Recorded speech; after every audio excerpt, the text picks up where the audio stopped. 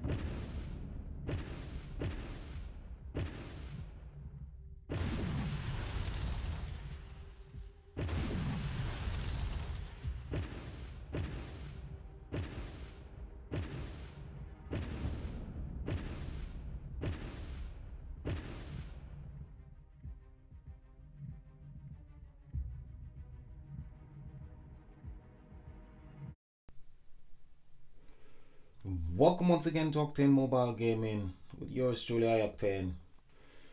So today we have good news about our inventory spaces. The inventory spaces has now gone up to 4,000. That's 4,000 for heroes, 4,000 for relics.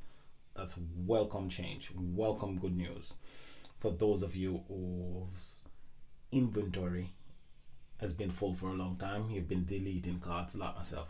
I mean, I did max out my inventory. I had maximum space of 785, but because I didn't want to spend any more gems, I started to delete cards like my Wardens, my Dragoons, some of my Generation 2 cards. There's cards that I wanted to keep that I had to delete. Now, I have to start collecting back those cards.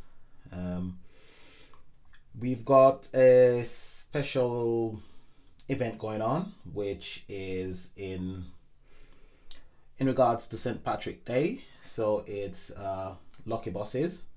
Looking forward to that. And we've got legend trial bosses and legendary buff. We've got Cudgel expanded for GVG.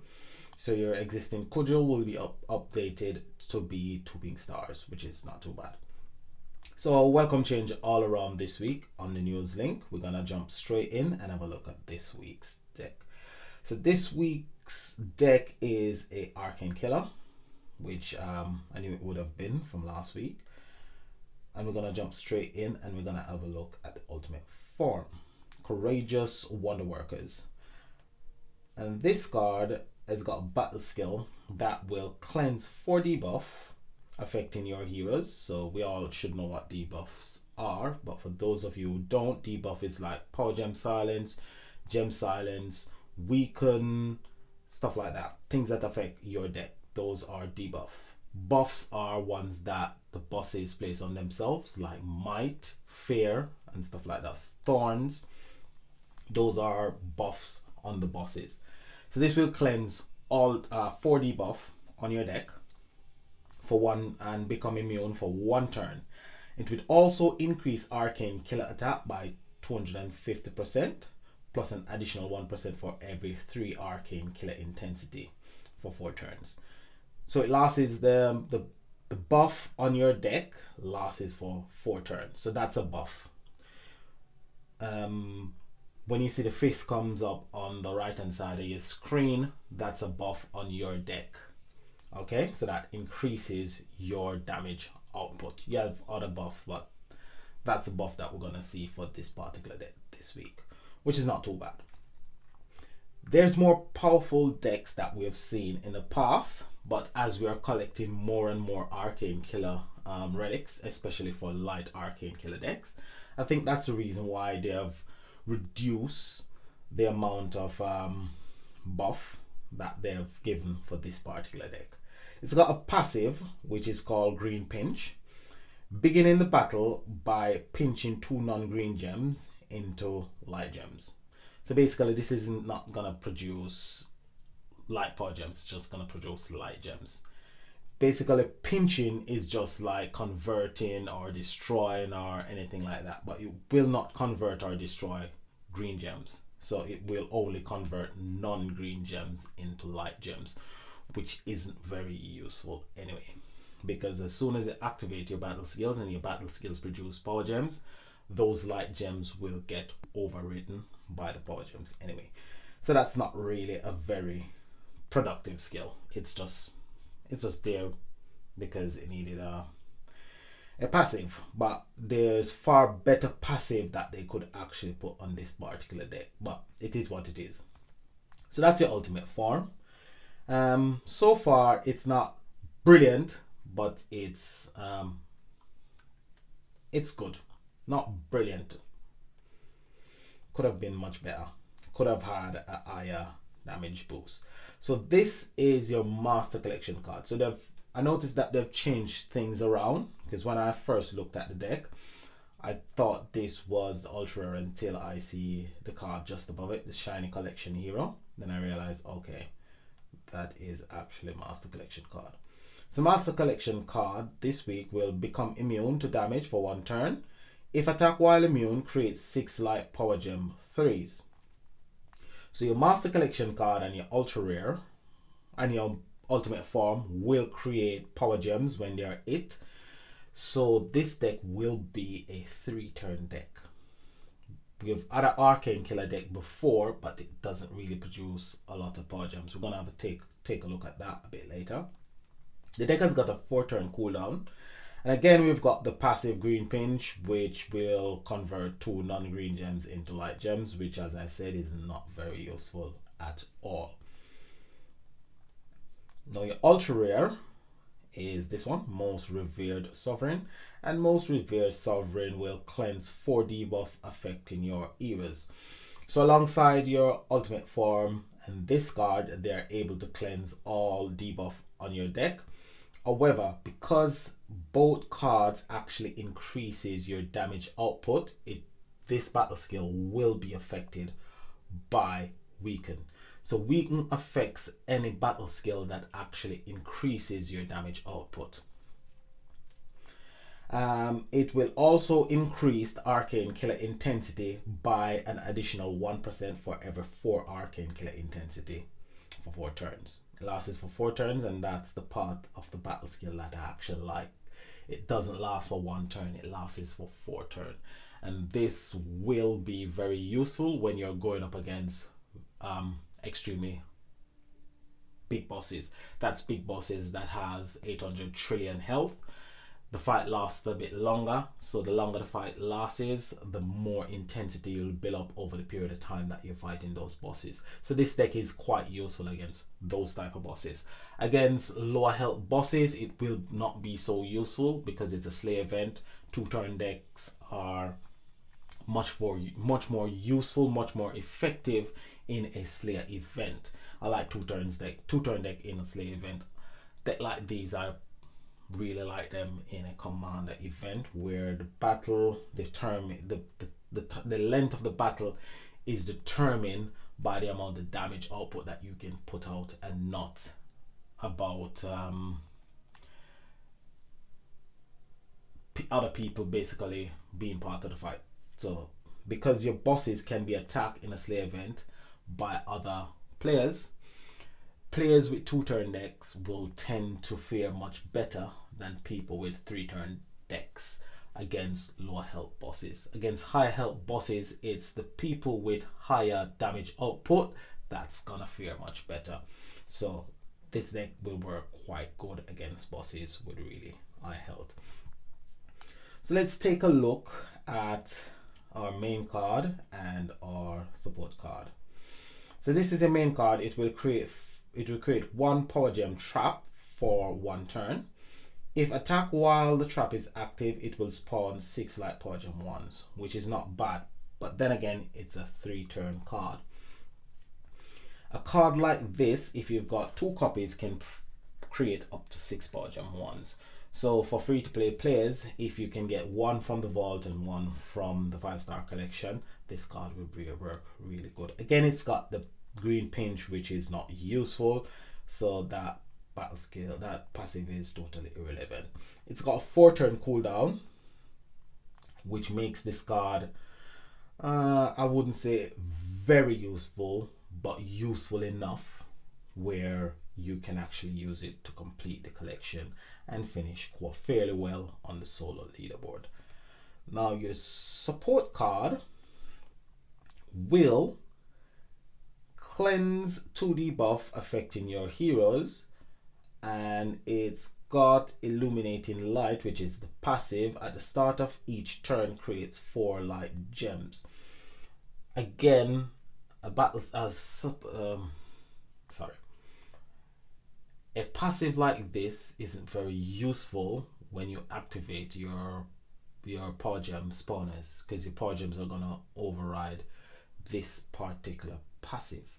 However, if you're in a long fight, this card will produce gems each turn, which makes it useful in a long fight, but in a quick fight, it's not very useful or very productive.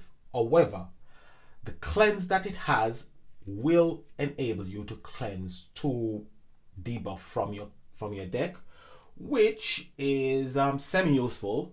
But if you've got 2 of these cards, you can cleanse 4 debuff from your deck, which is really good. So if you've only got, say, 2 support card, 1 main card, you can basically create a deck from other cards from past event. So we take a look at cards from past event. If we go and we look for light arcane killers. So light arcane killers. So you've got the Paragons of Passion, which is a light arcane killer from the previous Light Commander event, which can also be used. You've also got the Hellboy deck, which is, it will give you the killer skill. However, it doesn't produce a lot of power gems. It increases your damage output as well. And each time this hero attacks, it will create 1 light power gem. That's the passive.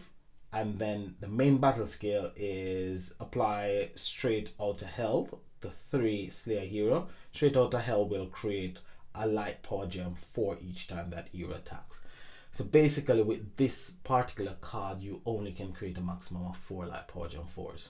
The only good thing about this card is that it's got the killer skill. There's nothing really good about that particular card or the deck itself. It's a very useless deck. The Paragons of Passion, however, will add 1 stock of Triple Love, then heal for 2500% of your recovery. It increases arcane killer attack by 400% for 1 turn, and spawn 2 light power gem 4s each for every stack of Triple Love. Triple Love will reset, so every time you activate your cards and use a battle skill, Triple Love will reset. The magic number for this deck is 3.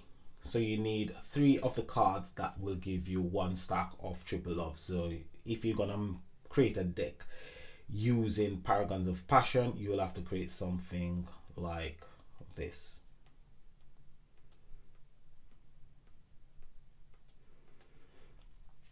So you've got 3 cards from the Paragon of Passion deck. So you've got Paragon of Passion, you've got Soldier of Love, and you've got Aphrodite, Graceful Goddess. And each one will give you 1 stack of Triple Love. And that's where the passive comes in. So the passive for this deck, once Triple Love reaches 3, it will dispel 1 enemy debuff plus 1 more per 100 arcane killer intensity. And that's for the ultra rare. Now for the Master Collection card, Soldier of Love, once Triple Love reaches 3, it will spawn 2 Light Power Gem 4s plus 1 Light Power Gem 4 per 200 arcane killer intensity. Now that ain't gonna happen, because in a Slayer event you're not really gonna get up to 200 killer arcane killer intensity that easily. So put it down to you're gonna create 2 Light Power Gem 4s with that passive. And the ultimate form has got almost the same. So once Triple Love reaches 3, spawn 2 Light Power Gem 4s. So you create 2 additional Light Power Gem 4s for the ultimate form and the Master Collection card, plus the Power Gems that you get from the battle skill. Now I've got 1 copy of the support card just to cleanse debuff, and I've got 1 copy of the main card just to give me a bit more Power Gems on the board. So it will create Power Gem 1s, and it will create 6 Power Gem 1s. If I do manage to get a second copy of the main card, I will replace the support card with that, giving me a bit more Power Gems on the board, and that should be able to do just a bit of damage during the event. I've also got the killer skill from my Paragons of Passion, which will work quite well. However, you can create another deck using probably the Paragons of Passion. You could put Hellboy just to double up on the killer skill. Then you could put Soldier of Love, Aphrodite, and then you could use the main card. So you could use something like that as well. And this card will literally, this deck will literally be buffed by it will be buffed both by the killer skill coming from Paragon of Passion and Apocalypse Hellboy. So you'll double up on your killer skill. Will it be as powerful as the current deck? No, it won't be as powerful as the current deck, because the current deck will have a 15-time bonus for the ultimate form and 13-time bonus for the ultra rare and Master Collection card. And you can get 2 copies of a Master Collection card if you fulfill the requirement to get the shiny Master Collection card. Now the Master Collection card for this deck is one that you would basically want to get more than 1 copy, because it's the one that is going to give you quite a bit of Power Gems. So if you got 2 copies of the Master Collection card, you will be producing 12 Power Gem 3s alongside the ultimate form, 18 Power Gem 3s. If you got, say, 3 copies of the Master Collection card along with the ultimate form, you will be producing 24 Power Gems, which will give you a massive bang for your buck. Is the deck worthwhile chasing after? I would say not really. It's a nice deck. I like the battle skill. Is it really powerful? I wouldn't say it's really powerful. It's powerful enough to give you that extra boost to actually place quite high in the solo leaderboard in this event. But going forward, it can be a very useful deck depending on the circumstances. However, we have gone through both the Arcane Killer decks. This is the last Arcane Killer deck for this rotation. So the rotation lasts, I think it lasts about 50 weeks. So in that 50 weeks rotation, you'll get 2 Arcane Killer deck for light. You'll get 1 commander and you'll get 1 slayer. So we've gone through the light commander and we're now going through the light slayer arcane. We won't see those again for another 50 weeks. We will see other Arcane Killer decks of other affinity, as we haven't completed the 50-week cycle. So this deck will not become useful again until probably next year this time, when we start seeing light arcane killer decks again. So let's have a look at my inventory. So my inventory last week, it was 785. Now I've got a maximum of 3,765. That's because I spent quite a bit of gems to increase my inventory, almost to its maximum. I only had to buy three more. Yeah, because each time you bought previously, you get 5 spaces. So if I had spent 300 more gems, I would have reached the maximum. However, I think you get 25 spaces each 100 gems you spend now. So if I had spent that 300 gems, I would be at 4,000. I'll be at my maximum space of 4,000. But it's quite nice having 3,765 space in my inventory. I does quite a few cards. As I said, I have to start collecting back those cards. But that's neither here nor there. It's quite nice to have such a large inventory space. And I was almost at the point where I needed to start dusting my relics as well. I didn't dust any relics, thank God for that. But Network has done quite well when it comes to inventory space. All they need to do now is increase the amount of cards that you can buy per season from the Proving Ground store to 2.